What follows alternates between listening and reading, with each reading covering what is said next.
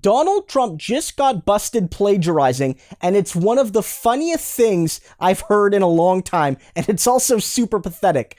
Donald Trump put out a press release telling everyone to buy a new book by Jesse Waters. He's a Fox News host, and he's written a new book, and Trump's like, everyone buy this book. But it was so well written, with words beyond Trump's puny brain, that everyone was like, no, there's no way Donald wrote this. Clearly, someone in his staff wrote it. But it gets worse than that, because it is directly word for word plagiarized by the promotional blurb by the publishing house. So Donald Trump was too lazy to even read the book, let alone give his own thoughts, that he stole the wording right from the company. I want to read you out the statement, because as soon as you read some of the words, you know Donald Trump stole this from somebody. It says here, great new book out by Jesse Waters, How I Saved the World. Interspersed, Donald Trump would never use that word, are his thoughtful suggestions for overcoming left-wing radicalism, maintaining American democracy, moving beyond aging hippies like his long-suffering loving parents, saving the world from social justice warriors and the deep state,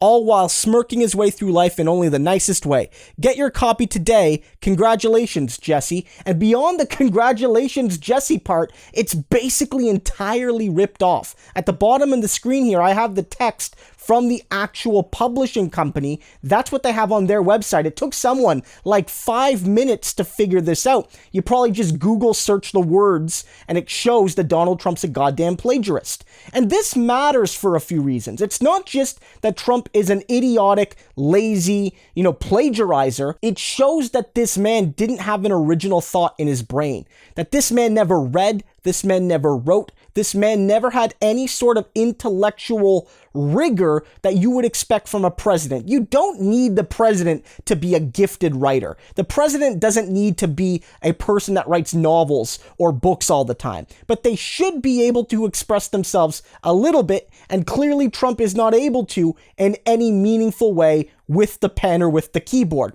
But it gets worse than that, because clearly this is a running theme in the Trump family. Remember Melania, she plagiarized from Michelle Obama in one of her first speeches in the run-up to the 2016 election. She was giving a speech and she basically pinched a few key lines from Michelle Obama in a speech she gave when she was about to become first lady and all of that. And everyone noticed, because those were very iconic lines by Michelle, and it shows that this family has no original idea except for all the bad ones that they do have. So they spew their bad ideas, and whenever they say something that sounds halfway decent, it's likely that they stole it.